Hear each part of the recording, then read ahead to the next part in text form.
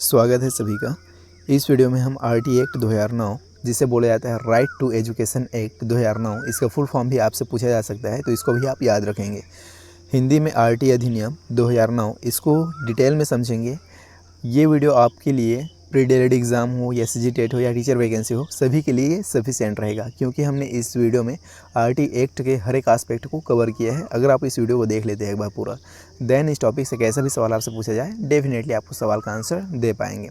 करना क्या है, आपको वीडियो को पूरा देखना है लास्ट तक और इम्पॉर्टेंट चीज़ों को नोट डाउन करते जाना है। शिक्षा का अधिकार अधिनियम 2009।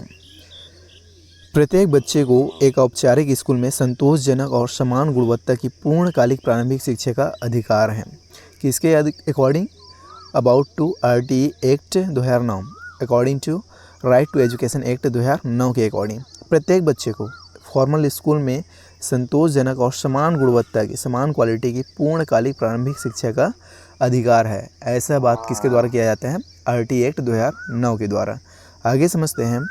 संविधान के 66वें संशोधन अधिनियम 2009 ने सभी बच्चों को निःशुल्क और अनिवार्य शिक्षा प्रदान करने के लिए भारत के संविधान में अनुच्छेद 21A में शामिल किया। ये दोनों फैक्ट याद रखेंगे। संविधान के कौन से संशोधन? 86th अमेंडमेंट, 66वें संशोधन अधिनियम 2009 सभी को बच्चे को निःशुल्क एवं अनिवार्य शिक्षा प्रदान करने के लिए भारत के संविधान में अनुच्छेद 21A आर्टिकल 21A, आप दोनों याद रखेंगे। 86th अमेंडमेंट साथ ही साथ आर्टिकल 21A, दोनों इंपॉर्टेंट क्वेश्चन बनता है, दोनों से सवाल पूछा जाता है। और आरटी एक्ट में कौन सा दो शब्द शामिल है? निःशुल्क और अनिवार्य शिक्षा, इसे भी आप याद रखेंगे। आगे भी समझेंगे इस चीज़ को। देखिए, 6 से 14 वर्ष की आयु वर्ग में मौलिक अधिकार के रूप में शामिल किया गया है इसको। किसको? अनिवार्य शिक्षा को, निःशुल्क एवं अनिवार्य शिक्षा को 86th अमेंडमेंट द्वारा आर्टिकल 21A में। अनुच्छेद 21A और आरटी अधिनियम 1 अप्रैल 2010 को लागू हुआ। अब नाम भले 2009 है, आरटी एक्ट 2009 बोला जाता है, लेकिन ये लागू कब हुआ था? 1 अप्रैल 2010 में। तो 2010 में लागू हुआ था, इस बात को आप एकदम याद रखेंगे। कंफ्यूज नहीं होना है, क्योंकि ऑप्शन में अप्रैल 2009 भी रहेगा, तो कंफ्यूज बिल्कुल नहीं होना है। आपको 1 अप्रैल 2010 को याद रखना है। आगे समझते हैं।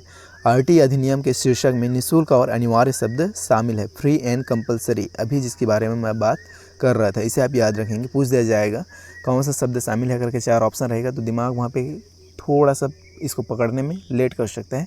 जब आप चीज़ों को समझे रहेंगे, आप याद रखेंगे इस बात को, देन डेफिनेटली आप इस पॉइंट को पकड़ पाएंगे। तो निःशुल्क और अनिवार्य शब्द शामिल हैं।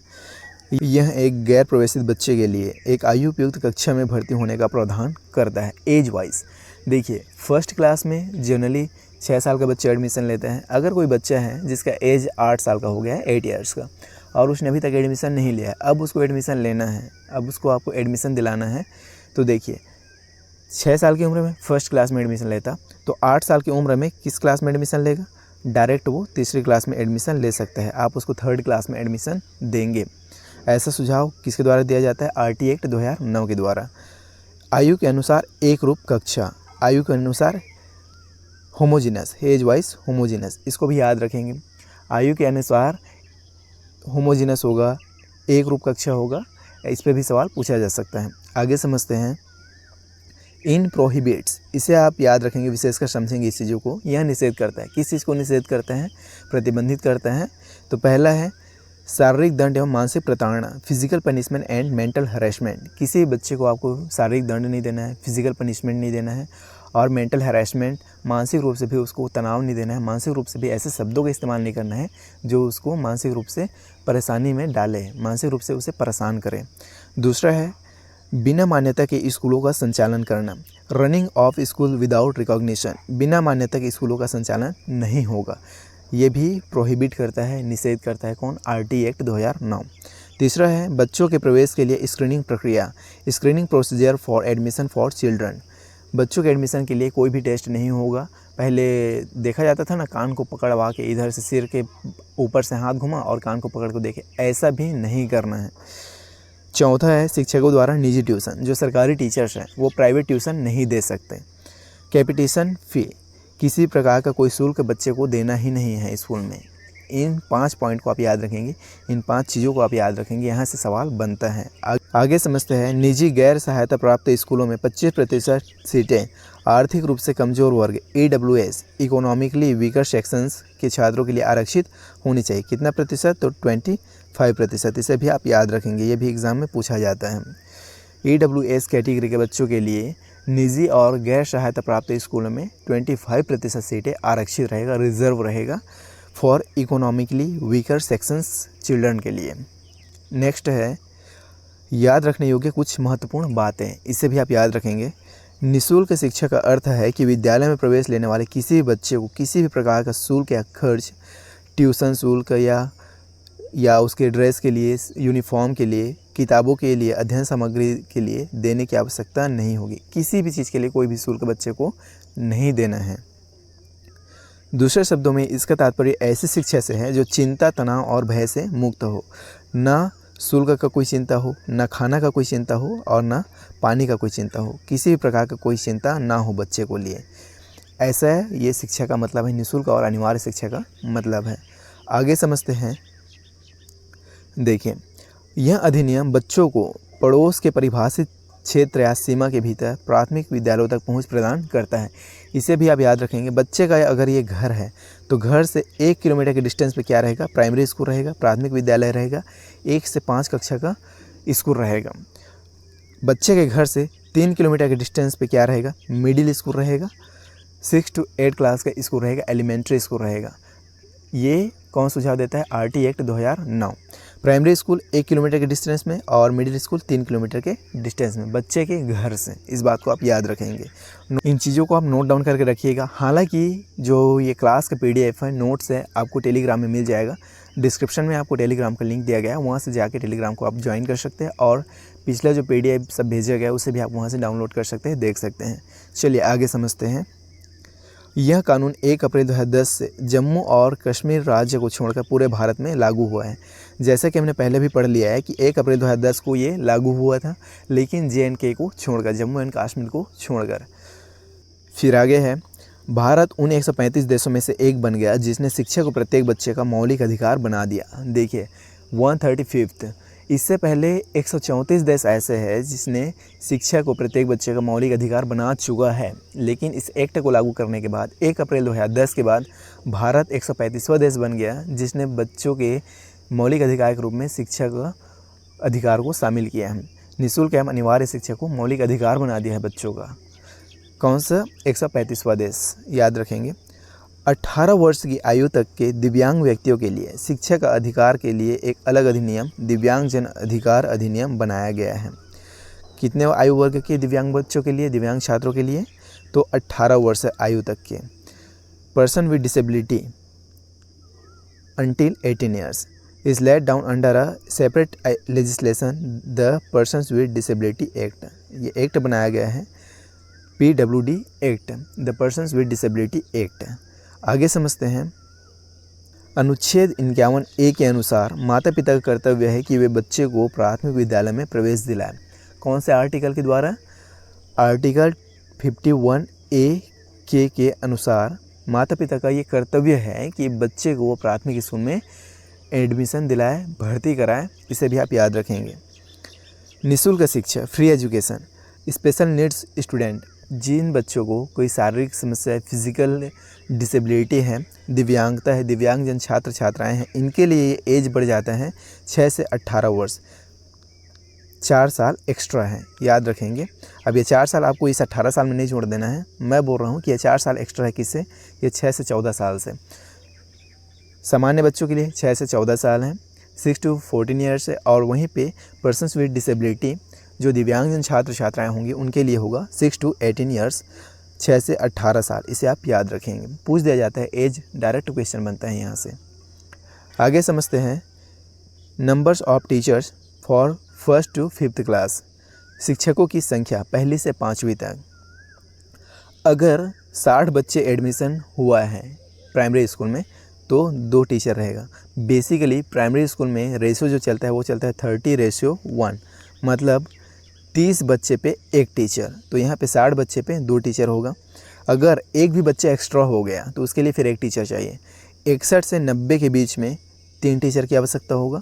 91 से 120 के बीच में 4 शिक्षक, और 150 से ज़्यादा अगर चिल्ड्रन हो गए, बच्चे हो गए, तो वहाँ पे 5 टीचर चाहिए। साथ ही साथ एक हेड टीचर भी चाहिए, एक हेड मास्टर भी चाहिए, एक HM भी चाहिए, प्रधान पाठक चाहिए। इस चीज़ को आप याद रखेंगे। बेसिकली आपको याद रखना है प्राइमरी के लिए 30:1। देन आप टीचर कितना लगेगा इससे आप निकाल सकते हैं। आई होप आप इस चीज़ को समझ गए होंगे। चलिए आगे बढ़ते हैं। प्राइमरी में वही बात 30:1, 30 बच्चे पे एक टीचर। और मिडिल में अगर हम बात करें तो 35:1, 35 बच्चे पे एक टीचर। इसे भी आप याद रखेंगे। किसी भी कीमत पे, किसी भी हालात पे 40:1 से अधिक नहीं होना चाहिए अनुपात। ऐसा नहीं होना चाहिए कि 50 बच्चे पे एक टीचर है, ऐसा बिल्कुल भी नहीं होना चाहिए। उसके बाद अगर हम बिल्डिंग की बात करें तो भवन कैसे होना चाहिए, बिल्डिंग में क्या क्या होना चाहिए, कैंपस में क्या क्या होना चाहिए, इसे समझते हैं। प्रत्येक शिक्षक के लिए कम से कम एक कक्षा कक्ष और एक कार्यालय सह भंडार सह प्रधान अध्यापक कक्ष होना चाहिए। दूसरा बात करें तो लड़कियों एवं लड़कों के लिए अलग शौचालय होने चाहिए, separate toilets for boys and girls. रसोई घर होना चाहिए जहां मध्याह्न भोजन तैयार किया जाता है। A kitchen where mid day meal is prepared. साथ ही साथ प्लेग्राउंड होना चाहिए जहां बच्चे खेल सके, खेल का मैदान होना चाहिए जहां फिजिकल एक्टिविटी हो सके। सुरक्षित एवं पर्याप्त पेयजल सुविधा, safe and adequate drinking water facility होनी चाहिए बच्चों के लिए। आगे समझते हैं minimum number of working days, न्यूनतम कार्य दिवसों की संख्या। इसे याद रखेंगे, फैक्चुअल क्वेश्चन यहाँ से बनता है। तो पहली से 5वीं के लिए 200 कार्य दिवस होना चाहिए एक साल में। कितना? 200 याद रखेंगे। और वहीं अगर हम बात करें मिडिल की तो 6वीं से 8वीं के लिए 220 दिन कार्य दिवस होना चाहिए, याद रखेंगे। प्राइमरी के लिए 200 दिन है और मिडिल की अगर हम बात करें तो 20 दिन एक्स्ट्रा है, 220 दिन। डायरेक्ट क्वेश्चन बनता है, फैक्चुअल क्वेश्चन बनता है, तो यहाँ से आप इस चीज़ को याद रखेंगे। प्राइमरी का पूछा जाए तो 200 दिन, मिडिल का पूछा जाए तो 220 दिन। फिर आगे समझते हैं इंस्ट्रक्शनल आवर्स, शिक्षण घंटे। पहली से 5वीं कक्षा के लिए प्रति शैक्षणिक वर्ष में 800 अनुदेशात्मक घंटे होने चाहिए, इंस्ट्रक्शनल आवर्स होने चाहिए 800। कितना? 800। मिडिल के लिए अगर हम बात करें तो उसमें 200 एक्स्ट्रा हो जाएगा। 6वीं से 8वीं के लिए प्रत्येक शैक्षणिक वर्ष में एजुकेशनल सेशन में एक साल में कितना घंटा होना चाहिए? 1000 अनुदेशन घंटा होना चाहिए, इंस्ट्रक्शनल आवर्स होने चाहिए 1000। प्राइमरी बोले तो 800 घंटे, मिडिल बोले तो 1000 घंटे, याद रखेंगे। आगे समझते हैं प्रति सप्ताह न्यूनतम कार्य घंटों की संख्या शिक्षक के लिए। तो ये कितना होना चाहिए? Minimum 45 hours. इसे भी आप याद रखेंगे। मोस्ट इंपॉर्टेंट क्वेश्चन है, कई बार एग्जाम्स में पूछा जा चुका है और आगे भी पूछा जाएगा, ये श्योर है। तैयारी के घंटों सहित 45 घंटे, 45 hours including preparing hours. 45 hours, 45 घंटे एक सप्ताह में, याद रखेंगे। आगे लाइब्रेरी, प्रत्येक स्कूल में एक पुस्तकालय होगा जिसमें समाचार पत्र, पत्रिकाएं, कहानियां सहित पुस्तकें उपलब्ध होगी। खेल सामग्री, खेल और उपकरण, यह प्रत्येक वर्ग को आवश्यकता अनुसार उपलब्ध कराया जाएगा। फिर आगे इसको क्विक रिवीजन करते हैं, क्विक रिवाइज करते हैं। अभी जो हमने पढ़ा RT एक्ट 2009 के बारे में, राइट टू एजुकेशन एक्ट 2009 के बारे में, कुछ इंपॉर्टेंट बातों को हमने जो समझा उसे यहाँ पे रिवाइज करते हैं। देखिए, हमने समझा फ्री एंड कंपलसरी एजुकेशन, निःशुल्क एवं अनिवार्य शिक्षा, जो सामान्य बच्चों के लिए 6 से 14 वर्ष तक का है, और persons with disability act PWD act के लिए है कितना? PWD व्यक्तियों के लिए कितना है, पर्सन्स के लिए कितना है? तो यह है 6 से 18 वर्ष। साथ ही साथ प्यूपिल टीचर रेशियो हमने समझा, प्राइमरी के लिए 30:1, मिडिल के लिए 35:1। साथ ही साथ वर्किंग डेज हमने समझा, प्राइमरी के लिए 200 दिन और मिडिल के लिए 220 दिन। Working hours in a week, एक सप्ताह में वर्किंग आवर्स, कार्य के घंटे हमने समझे कितना होने चाहिए? 45 घंटा। School should be around 1 and 3 kilometre from home, school 1 और 3 किलोमीटर के डिस्टेंस में होना चाहिए। 1 किलोमीटर के डिस्टेंस में प्राइमरी स्कूल होना चाहिए और 3 किलोमीटर के डिस्टेंस में मिडिल स्कूल होना चाहिए, ये भी हमने समझा। प्रवेश एवं स्थानांतरण से इनकार नहीं किया जाएगा, शारीरिक दंड नहीं दिया जाएगा किसी बच्चे को, न एडमिशन से रोका जाएगा, न ट्रांसफ़र से रोका जाएगा, और शारीरिक दंड किसी प्रकार का नहीं दिया जाएगा। योग्य शिक्षक एवं मान्यता प्राप्त स्कूल, योग्य टीचर्स रहे और मान्यता प्राप्त स्कूल का संचालन हो। SMC should be there, SMC होनी चाहिए। SMC क्या है? स्कूल मैनेजमेंट कमेटी, शाला प्रबंधन समिति वहाँ पे गठित होना चाहिए स्कूल में। तो इस तरह से अभी हमने आरटी एक्ट 2009 को कम्प्लीटली समझा एंड आई होप कि आपको आरटी 2009 कम्प्लीटली समझ में आया होगा एंड डेफिनेटली इस टॉपिक से बनने वाले क्वेश्चन को अब आप इजीली सॉल्व कर पाएंगे, बशर्ते आप इसका जो नोट डाउन किए हैं या ये नोट जिसे आप टेलीग्राम से डाउनलोड कर सकते हैं, एक दो बार इसका रिवीजन कर लेंगे तो और अच्छे से इन चीज़ों को आप समझ जाएंगे। एंड वीडियो पसंद आए तो वीडियो को एक लाइक कीजिए, साथ ही साथ इसे अपने बाकी दोस्तों के साथ भी शेयर कीजिए और इसी तरह के क्वालिटी एजुकेशनल कंटेंट के लिए चैनल को सब्सक्राइब करके अभी जुड़िए। मैं आपसे मिलता हूँ नेक्स्ट वीडियो में, तब तक के लिए बाय।